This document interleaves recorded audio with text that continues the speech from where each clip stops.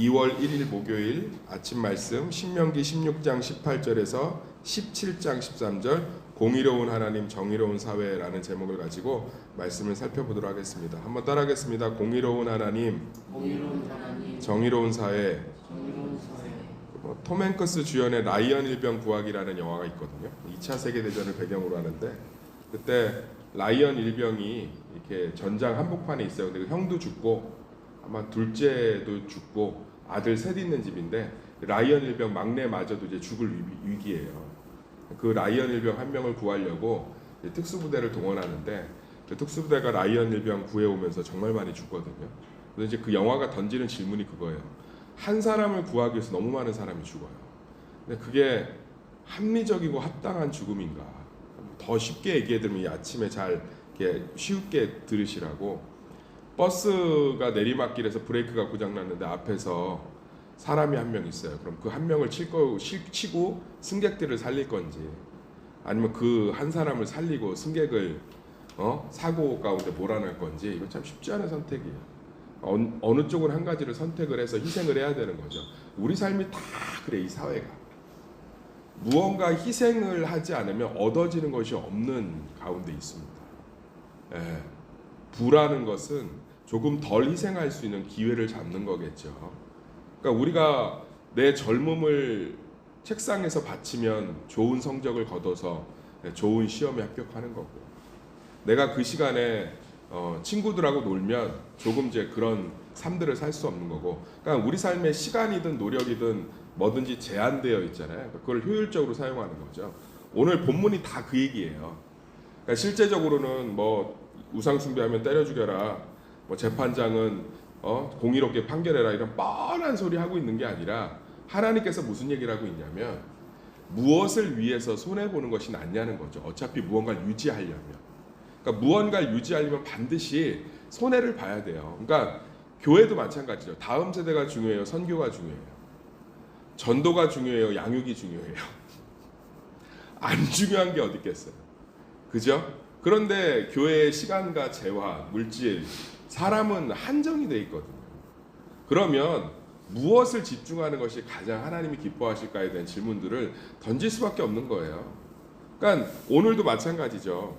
재판장 얘기가 이제 18절에서 19절 나오잖아요. 그러니까 철저하게 재판장 스스로가 어떤 사람의 외모나 아니면 뇌물을 통해서 자신의 이익을 추구하지 말고 좀 욕을 먹고 그러더라도 손해를 봐서라도 합리적으로 판단하라는 거예요. 그러면서 더 깊게 이제 들어가고 있는 게 하나님 곁에서 우상을 세우지 말라는 거 얼마나 합리적이에요. 하나님께도 예배드리고 우상한테도 예배드리고 너무 합리적이지 않나요? 그렇죠? 예, 뭐 이만큼 좋은 게 어디 있어요? 하나님한테 예배드리고, 뭐 부처님한테도 기도하고, 알라한테도 기도하고, 하나님한테도 기도하고, 그 힌두의 신들에게도 기도하고, 얼마나 아름답고 합리적이에요. 근데 그러지 말라는 거예요. 하나님 때문에 손해 보라는 거예요. 이스라엘 백성들은 하나님을 전쟁의 신, 산의 신으로 착각하는 경우가 많았어요. 우리도 마찬가지예요. 하나님 흰옷 입고 아버지, 무슨 할아버지 좀 근엄한 사람으로 여기지 어머니의 모습 잘 떠올리지 못해요. 하나님은 모든 면이 있는 분이 좀 있습니다. 이스라엘 백성들도 그랬어요. 그러다 보니까 이 아세라나 바알 같은 비와 농사를 짓는 신을 함께 섬기길 원했던 거죠. 그러지 말라는 거예요. 신앙생활을 손해볼 수밖에 없어요. 우리가 오늘 한번 고민해 봤으면 좋겠어요. 신앙생활은 반드시 어떤 에너지가 들어가는 시간이에요. 그러면 하나님을 위해서 희생하는 것이 가장 복되다는 게 신명기에 공의로운 하나님, 정의로운 사회의 기준이에요. 이거에 동의할 때 믿음이 성숙해지는 거죠. 그러니까 나는 하나님을 위해서 희생하겠다는 선택. 11조든 헌금도 마찬가지예요. 그만큼 드리면 그만큼 채워주신다고 우리가 믿음으로는 알지만 실제적으로는 10분의 1의 손해를 감수해야 돼요. 그렇지만 내 신앙으로 고백하는 거죠. 내 삶이 하나님께 희생하는 것이 가장 값지다는 거예요. 이 대한민국 사회가 여러 가지 이익들이 충돌하면서 돌아가는 이유가 무엇이냐면 더 합리적인 희생을 선택하기 때문에 그래요. 대부분의 버스 기사는 그 앞에 있는 사람을 쳐서라도 승객들을 보호하려고 할 거예요. 왜냐하면 일대 다수니까. 라이언 일병 구하기도 마찬가지예요. 그 한 사람의 아들을 구해서 한 가정을 구해내면서 수많은 장병들이 죽어가거든요. 그것이 합리적일 수 있다는 거예요. 왜냐하면 한 가정을 지켜내기 위해서 우리가 이렇게 희생하는 거기 때문에. 그러니까 우리 삶에서도 마찬가지예요. 정말 한번 오늘 이 말씀을 가지고 우리가 한번 고민해 봤으면 좋겠어요. 나는 정말 하나님을 위해서 희생하고 하나님 때문에 포기하는 것에 가치를 두고 있는가? 사실은 무언가 가치 있는 것을 위해 포기하고 있거든요.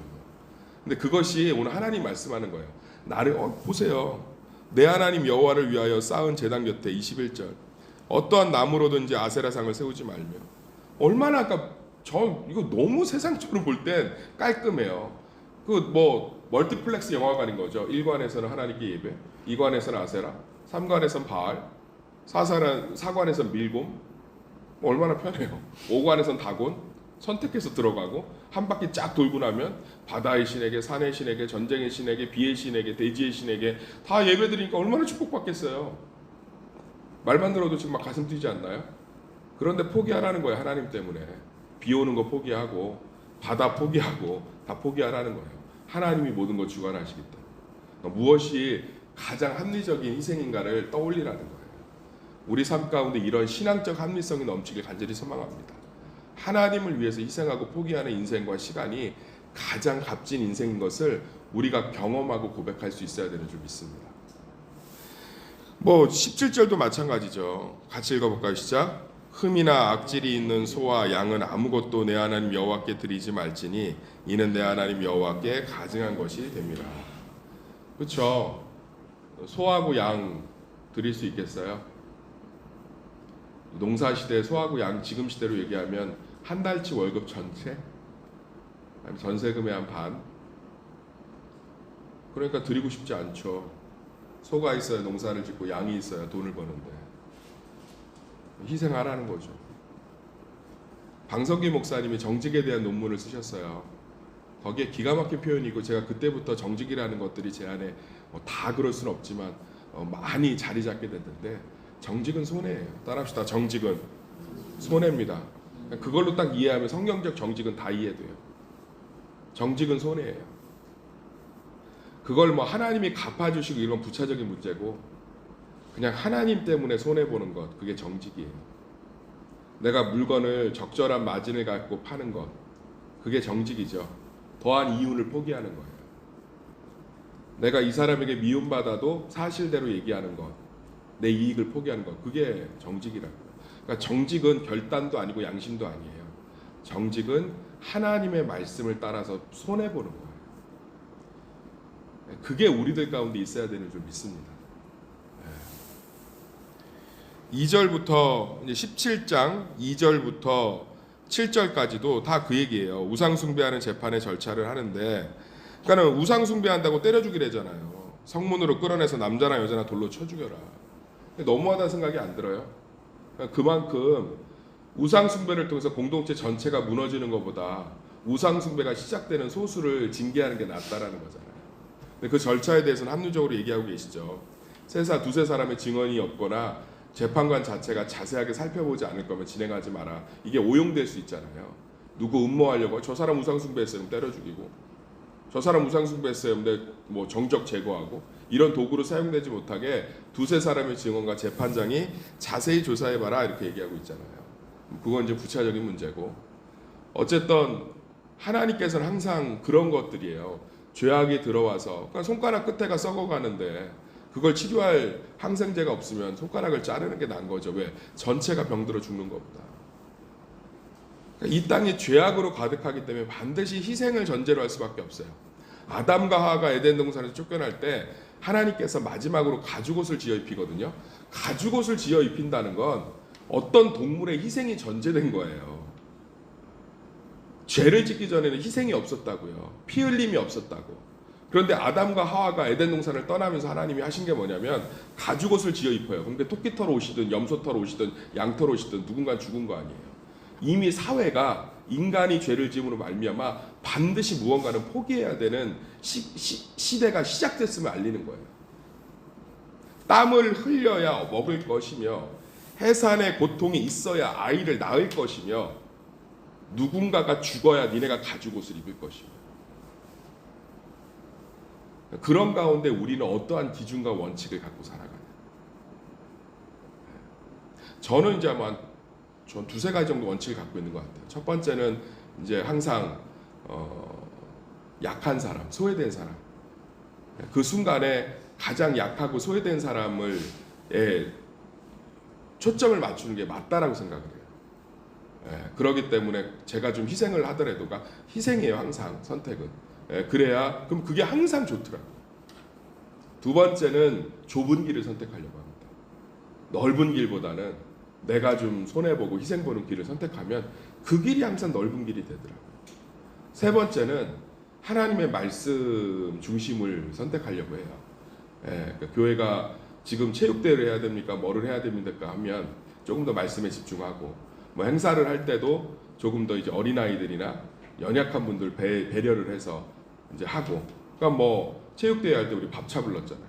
그런 게 마찬가지. 식당팀이 그때는 연약한 사람들이에요. 그럼 그분들이 행사에 참여를 못 하잖아요. 그분들을 배려해서 우리가 돈을 좀 쓰더라도 그걸 부르고 얼마나 좋았어요. 그러니까 항상 우리가 성경적 원칙이 진짜 진리예요. 할렐루야. 하나님을 위한 선택의 기준이 저는 한 세 가지로 잡아요. 그러니까 제가 뭐 권면을 해드리는 거죠. 치열하게 나름대로 목회자로서 살아가면서 첫 번째는 약하고 소외된 사람한테 집중하면 돼요. 가족도 마찬가지예요. 제일 연약하고 힘든 사람들에게 집중해서 그 구성원들 중심으로 뭘 하면 항상 덕이 돼요. 하나님 기뻐하시고. 두 번째는 좁은 길, 넓은 길보단 내가 막 인정받고 이런 길보단 내가 낮아지는 길, 내가 막 높아지는 길보단 내가 죽어가는 길. 그냥 죄송하다 그러고 용서 구하고 엎드려지고 진실되게 행동하고 자꾸 그러면 길이 열리고. 세 번째는 이제 말씀, 항상 하나님의 말씀이 무엇을 원하는지 그런 선택을 하면 이 대부분 정말 복된 길이 돼요. 복된 길이 돼요.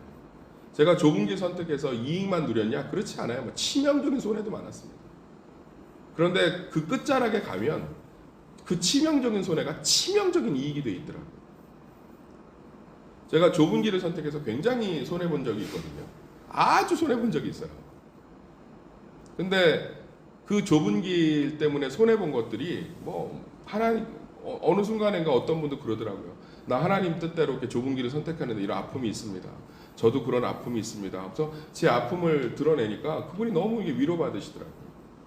그러니까 상당히 놀라운 거죠. 하나님께서는 나의 좁은 길 때문에 손해본 것들을 통해서 누군가의 손해를 위로하고 있으니까 목회로서는 최고죠. 목회가 누군가를 위로하고 세워가는 건데 얼마나 감사해요. 그러니까 살아가는 성도님들 계산기 두드릴 필요는 없어요. 그러니까 정직을 하면 손해보는 거 메꿔주시겠지. 그건 부차적인 문제라니까요. 메꿔주세요. 근데 그거 바라보지 마시고요. 그래 나는 하나님 때문에 손해볼 거야. 그럼 이게 되게 쉬워져요. 되게 쉬워진다고. 그냥 아세라하고 바알 비 좀 안 오면 어때? 하나님이 비 주시는데 난 포기할 거야. 나는 우상숭배 이거 공동체가 아픔이 있어도 이거 끊어낼 거야. 그 다음 그것도 마찬가지예요. 상급 재판 절차도 이제 8절부터 13절까지 서로 피 흘리거나 다투었거나 구타하거나 이러면 어떻게 하라는 거예요? 제사장이나 재판장한테 묻는데 이거 따르지 않으면 어떻게 하라는 거예요? 죽이라는 거잖아요. 그러니까 어떤 원칙을 세우면 의미 생기죠.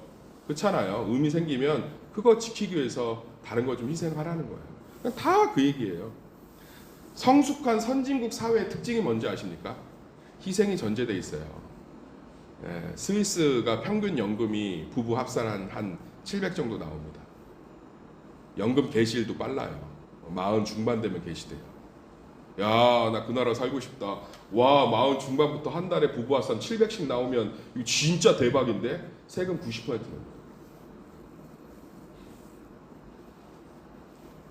북유럽에 가서 한번 보세요. 그 사람들이 정말 연금 어마어마하게 나오거든요. 사회복지 혜택 그만큼 세금이 많아요. 그만큼 세금 내지 않으면 절대 혜택 받지 못합니다. 그러니까 선진국이라는 거의 특징이 성격적 가치관이 그대로 밀고 들어가 있어요. 적절한 자기 희생들이 전제된다. 그것이 이제 이익이 되는 거죠. 서로에게. 마찬가지예요. 신호 안 지켜봐요. 나 빨리 가겠다고. 그걸 사고 나는 거잖아요. 내 이익을 추구하지 않고 희생하는 거잖아요. 빨간불이면 멈추고 파란불이면 가고. 사랑하는 성도님들, 우리 삶 가운데 이 원칙들이 있을 때 정말 복이 되는 줄 믿습니다. 그래서 저는